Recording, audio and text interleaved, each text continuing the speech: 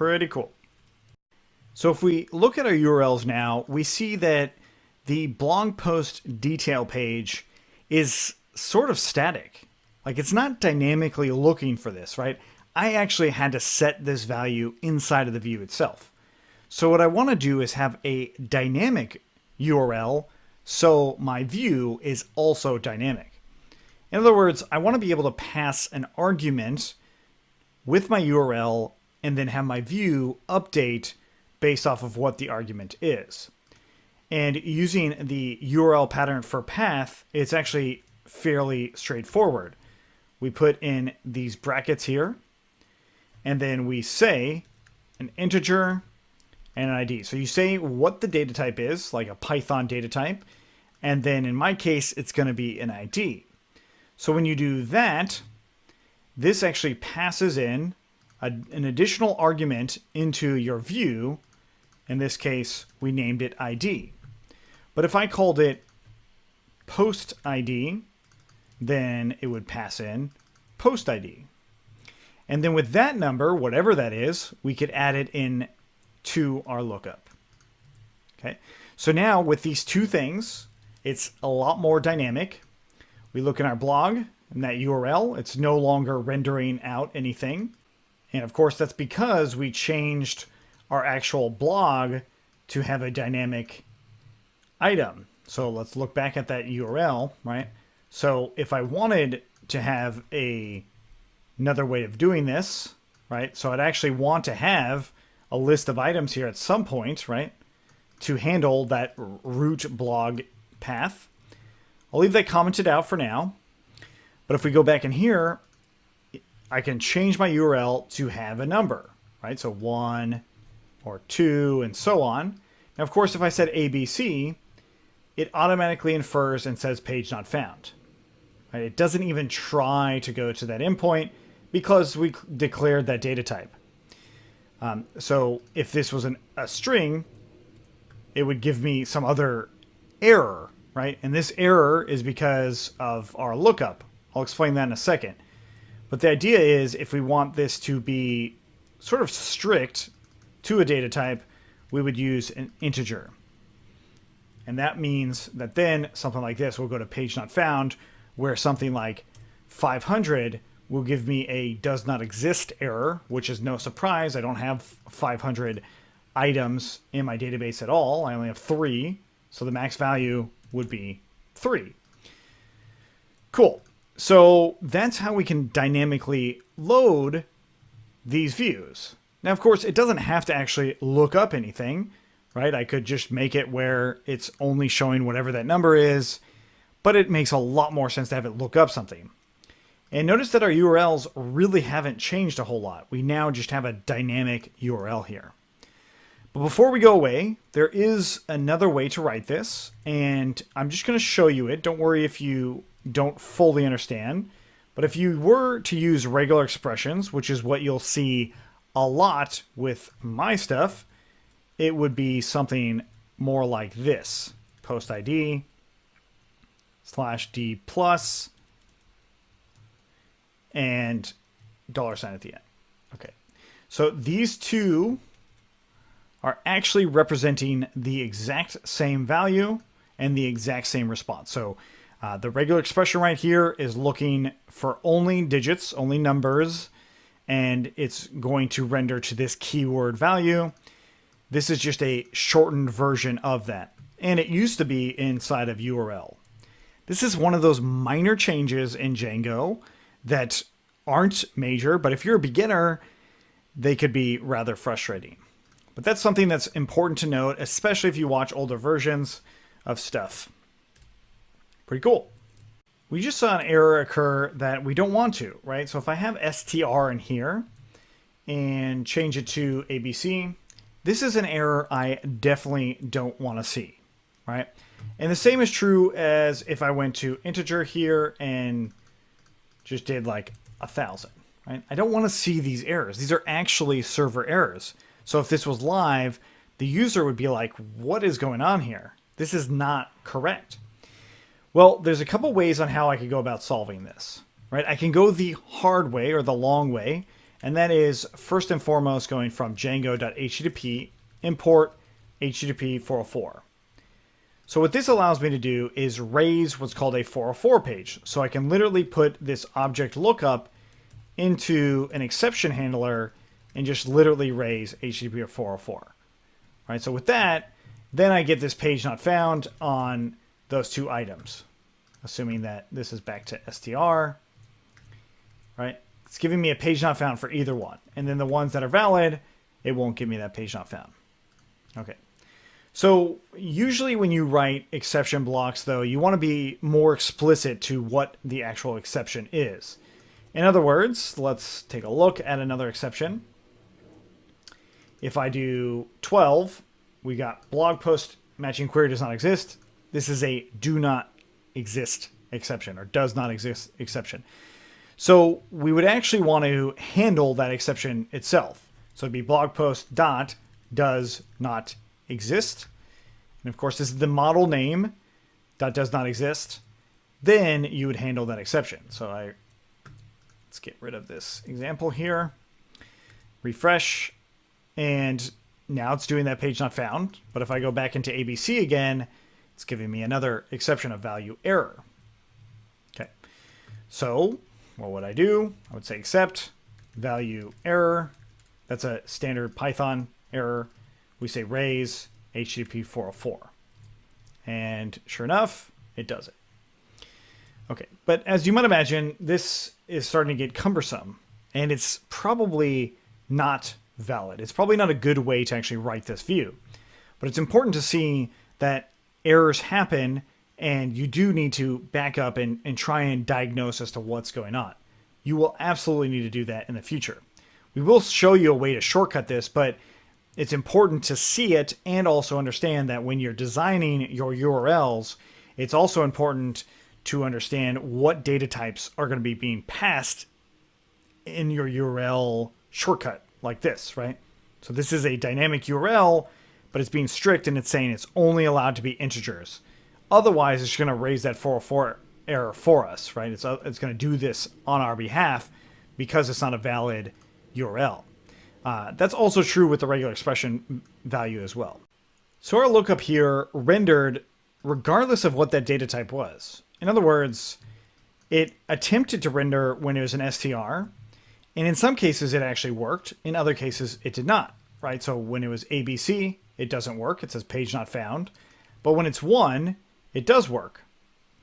Let's actually take a look at the data type that's coming through by doing print post ID dot underscore underscore class. So we're looking at the class that's being passed in here. We'll refresh in our view. Let's make sure the server is running. The class is string. Right? No huge surprise here because in the URL, it's a string. What if I change it to int? Refresh in here. The class is integer.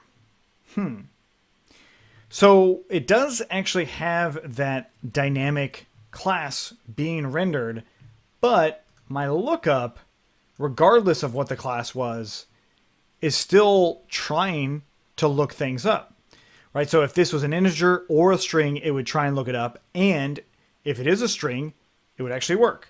In other words, if I said str here to make it a string, as far as the lookup is concerned, regardless of what my URL says, I refresh in here, it's still working, right? Because what Django is going to end up doing is say, hey, this is an ID field, or any of these fields can be lookups. The ID is ID equals to models.integer field, right? So it's automatically going to look it up based off of that. But when it queries the database, a string of 1 and the number of 1, as in, let's look at the Python, right? So 1 is 1, and then the string of 1 is also considered 1 in this lookup, because the string of 1 times 200 gives you this, where the 1 times 200 gives you 200. So both of those things are interpreted the same way when you do this lookup, which is why we are also getting that value error. It's going to try to do that lookup regardless of what the actual data type is. But of course, I actually want a more streamlined way to do this, and that is get object or 404. So in this case, I'll say object equals to get object or 404, the name of the model itself, and then the field I want to look it up by, which in my case was that ID field. At this point now, I can actually get rid of this. I can get rid of that class call. We save that. We refresh in here. After we run the server again, let's exit out of that Python shell. And sure enough, it loads that. If I go to some page that's not found, it will do that. If I go to ABC, well, I still have the URL as an integer, so it does page not found. So this is absolutely valid as it is. Now, yet again, if I do str here and then refresh in here, it still gives me that value error.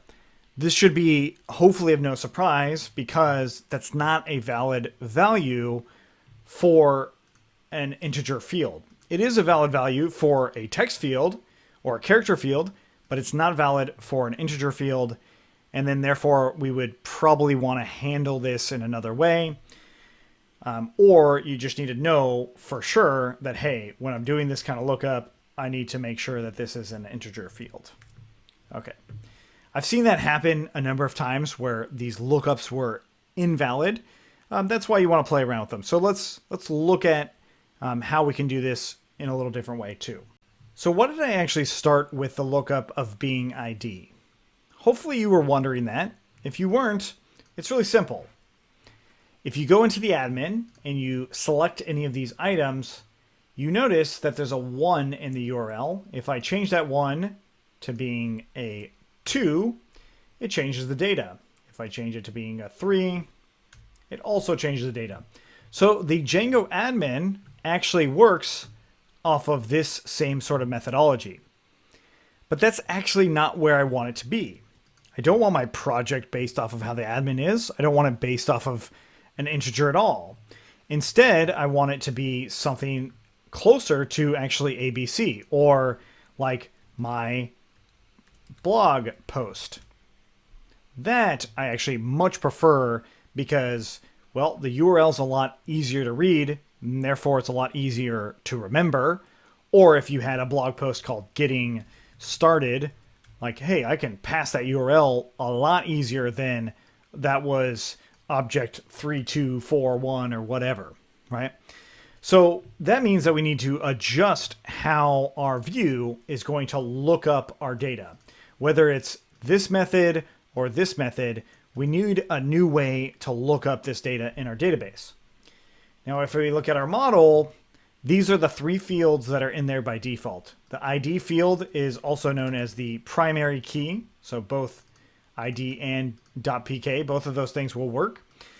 We have a title and we also have content. So I don't have a lot to look up off of. So what I need is something called a slug. And we do models.slug field. And I'll leave it like that. So the slug itself has to do with this right here. So a slug is a URL encoded value. So with URLs, I can't do like something like, hello there, this is an awesome, $, all this stuff. Like, that's not a very valid URL. In fact, even the URL itself uses these %, %20 to replace the actual space that was there. So slug fields do that too, but they replace it to make it look a little bit better. So hello world becomes something more like hello world, or that's actually a valid slug field. So now that we've got this, I've added it into my model. What do I need to do? Well, I made changes to my model. So I need to close out my server, Python manage.py, make migrations, and then, whoa, what's this? This is a new error that you may or may not have seen before. You are trying to add a non-nullable field slug to blog posts without setting a default. So this is Django doing a test to ensure that when you make some changes to your database, that the database knows how to handle those changes.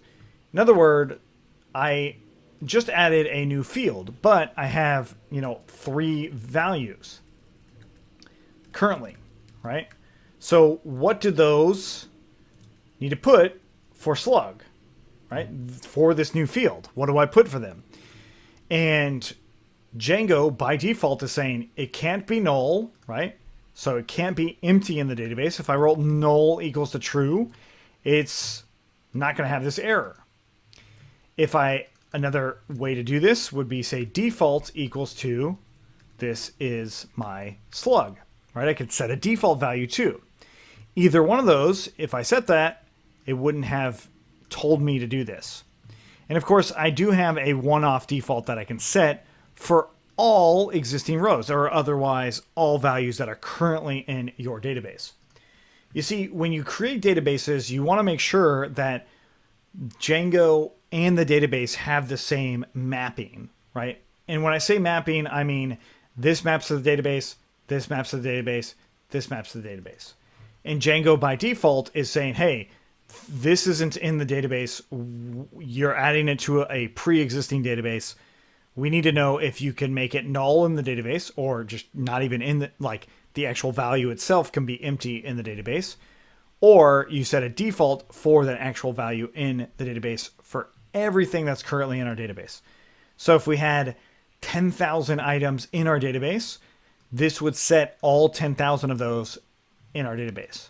Or if you said null equals to true, all 10,000 of those would also be empty. They just wouldn't be there. Cool. So what I'm going to do is I'm going to set a one-off default. I'll just say 1. So that's my option. And now I'll go ahead and say hello-world. Okay. I hit enter. I added this field now. I ran migrations, but I didn't do the other part, which is Python manage.py migrate. So now it's in the database. Okay. So let's go ahead and take a look at our admin. Let's run the server again. And we look in here, and what do you know? We've got a slug in each one of these items, and they all say hello world. Great. So let's go ahead and change our view, or rather our URL and view, to be an str, and it's going to be the slug now. It's no longer going to be the post ID. So one quick way to do that with regular expression, something like that. Okay, so we've got our slug here now. So our view, this should be slug. Actually name it slug. And then now our lookup is no longer the ID field, but rather the slug field. So we do slug equals to that passed argument of slug. So those are 2 examples of that lookup. And now it doesn't look up by the ID at all. It only looks up by that slug field. So naturally, when we go to this one, it's going to say not found. When I go to 1, not found, right? But as soon as I go to hello-world, as in the value that I set by default for, in my case, 3 different blog posts, I hit enter. It gives me another error. Like, what the heck? What's all these errors all about?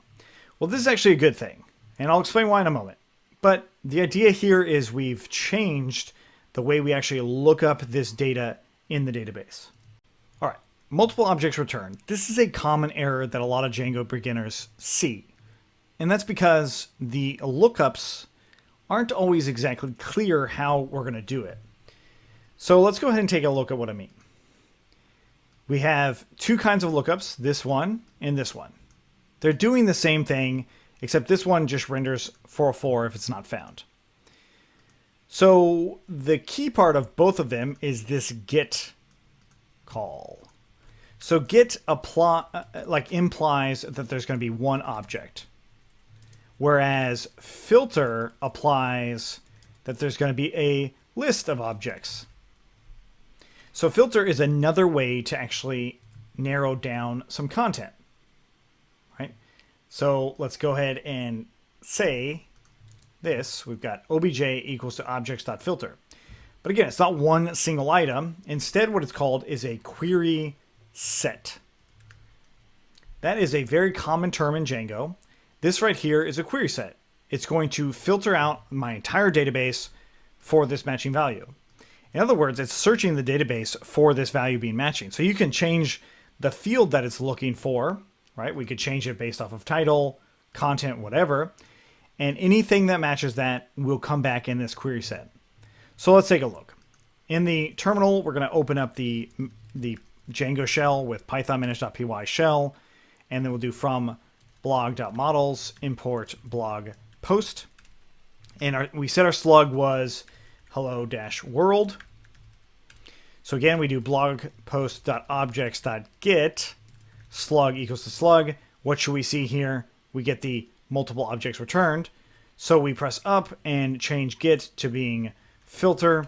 We get back what's called a query set, which has all three of those objects.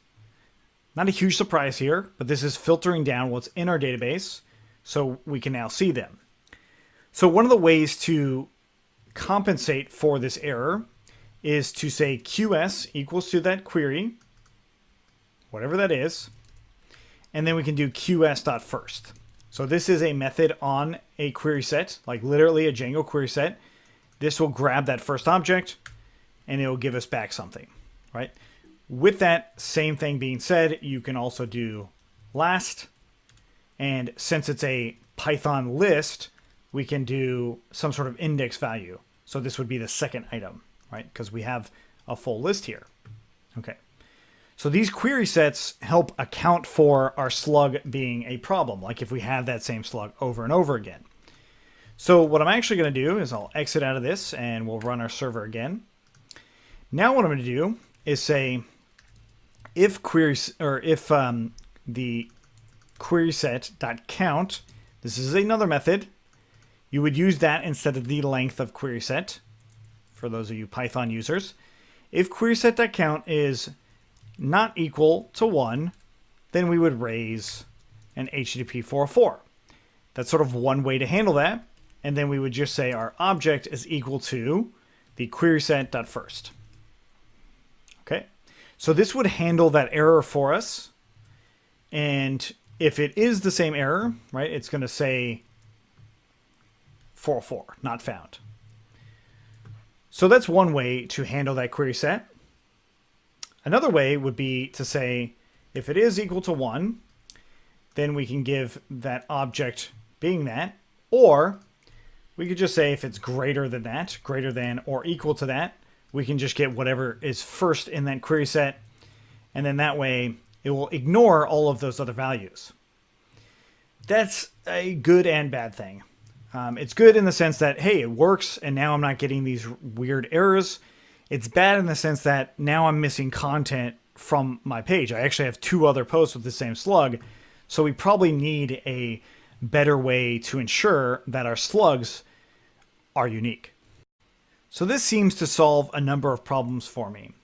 Now, one of them that it still won't solve is an invalid data type. So if I change that to ID, I'll still get this invalid data type. That's definitely not something that's going to solve now.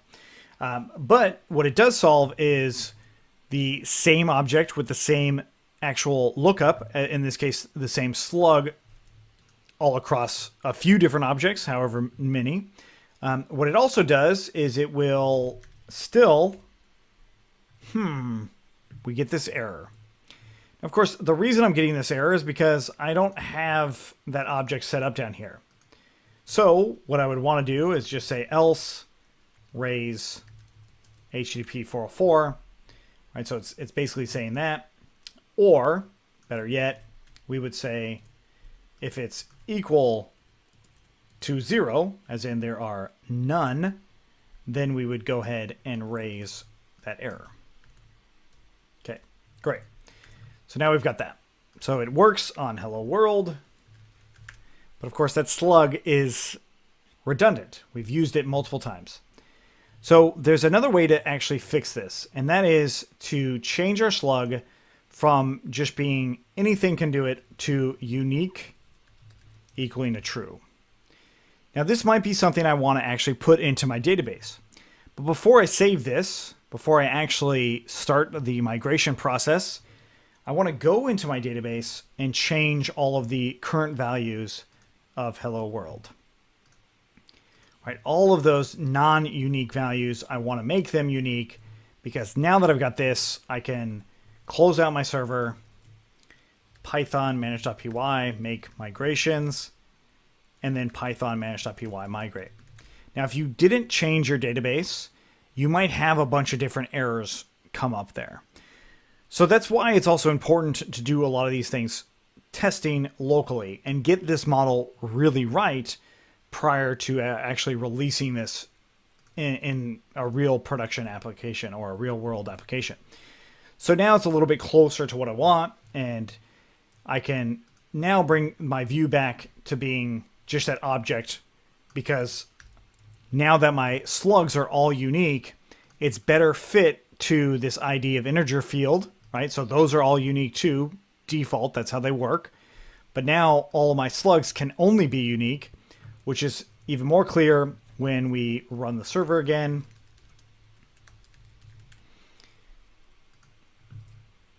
And we go ahead and add a blog post here, and I'll say new post, and I try to use hello world, and I hit save and continue. I get a validation error. This is called a validation error, that's saying that this is not valid data because this already exists, right? We said it was unique. It had to be unique. What if I just leave it empty? I hit save and continue, and it says this field is required. I told you I'd explain these two values. This new value, this field is required, that's related to this blank, right? So if I change that to blank being true, I'm not going to leave it this way, but notice that I can now have it as an empty field. But of course, I don't want to leave it that way because my database cannot be null, so we want to make sure that that is blank equals to false, which is the actual default. Cool, so now that we have the unique clause, it's time to actually build out more of our views.